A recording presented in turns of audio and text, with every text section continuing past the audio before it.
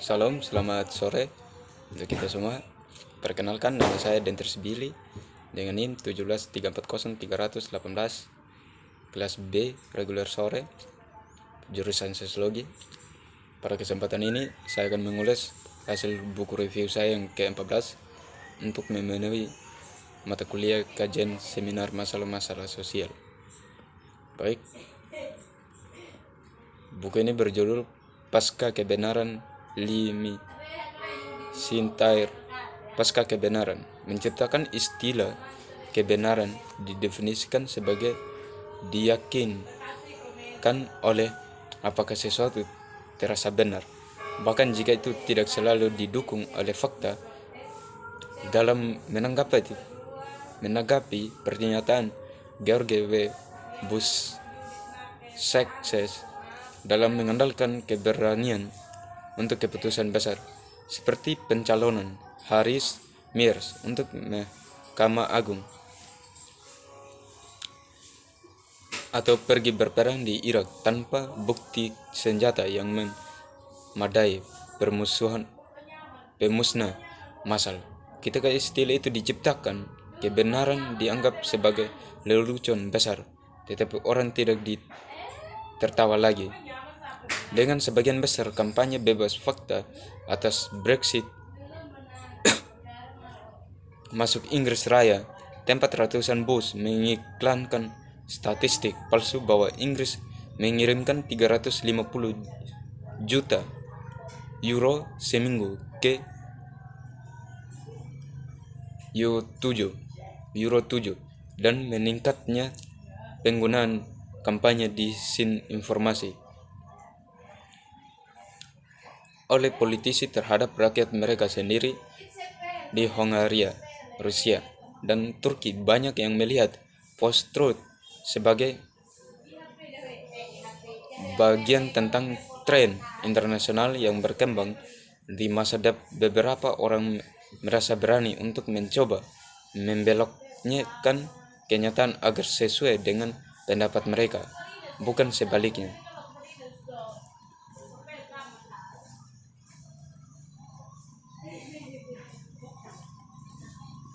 Konsep kebenaran dalam filsafat berjalan jauh kembali ke Plato yang memperingatkan melalui Socrates tentang bahaya klaim palsu atas pengetahuan.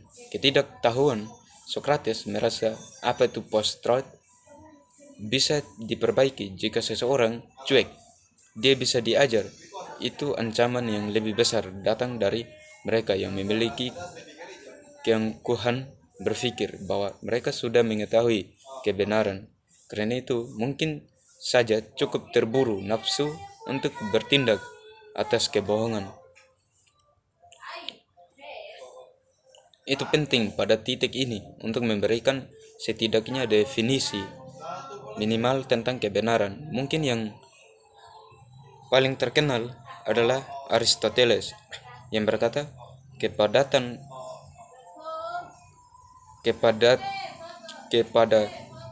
katakanlah tentang apa yang bukan itu atau apa yang bukan itu adanya salah.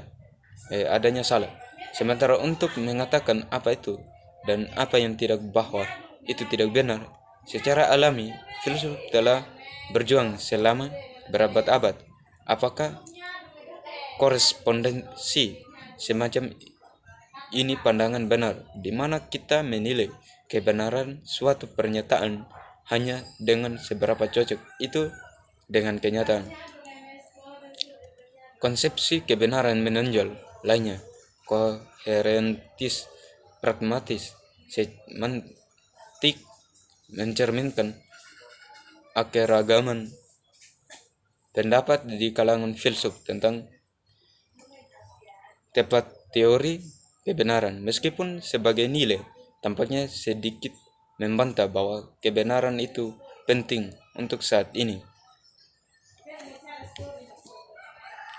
Bagaimanapun, pertanyaan bukanlah apakah kita memiliki teori kebenaran yang tepat, tapi bagaimana memahaminya tentang berbagai cara orang menumbangkan kebenaran. Langkah selanjutnya adalah ketidaktahuan yang disengaja, yaitu ketika kita tidak benar-benar tahu apakah sesuatu memang benar, tapi kami tetap mengatakannya tanpa repot-repot mengambil waktu untuk mencari tahu apakah informasi kami benar. Berikutnya adalah berbohong. Ketika kita mengatakan kebohongan dengan maksud untuk menipu, ini adalah tonggak penting karena di sini kita telah menyeberang untuk mencoba menipu orang lain. Meskipun kita tahu bahwa apa yang kita katakan itu tidak benar, menurut definisi, setiap kebohongan memiliki penonton.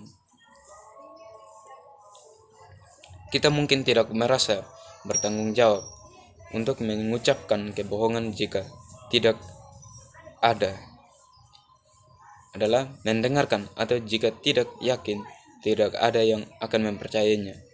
Tetapi ketika niat kita ada adalah memang manipulasi seseorang agar percaya sesuatu yang kami tahu tidak benar, kami telah lulus dari sekadar investasi fakta ke dalam pemalsuannya.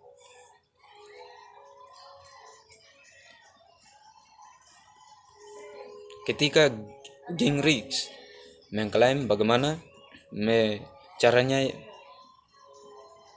kami rasa angka pembunuhan lebih penting dari FBI statistik, orang curiga dia hanya bersikap sinis.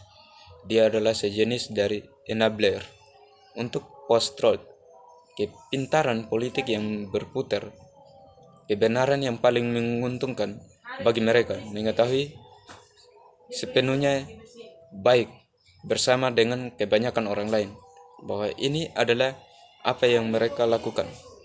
Tidak hanya omong kosong karena ada niat yang jelas untuk mempengaruhi orang lain, namun post-truth juga ada di genap bentuk yang lebih ganas.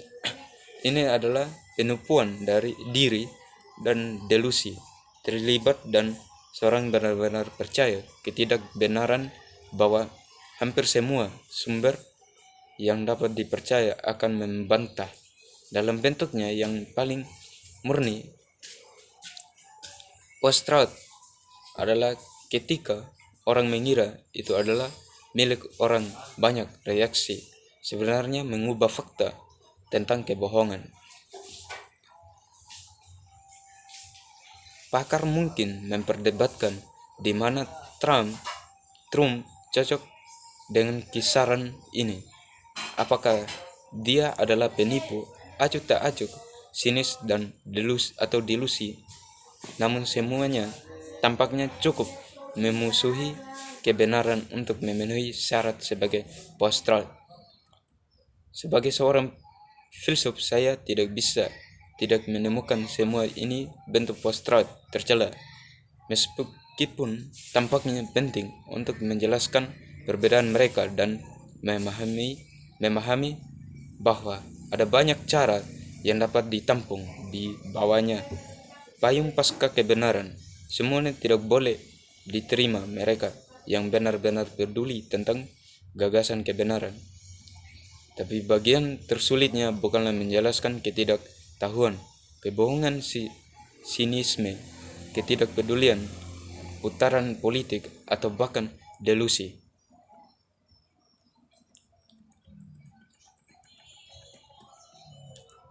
Saat Presiden Afrika Selatan Thabo Mbeki mengklaim bahwa obat antiretroviral adalah bagian dari plot barat dan bahwa bawang putih dan jus lemon dapat digunakan untuk mengobati AIDS, lebih dari 300.000 orang meninggal 1,12. Ketika Presiden Trump menyatakan bahwa perubahan iklim adalah tipuan yang diciptakan oleh pemerintah Cina untuk menghancurkan ekonomi Amerika.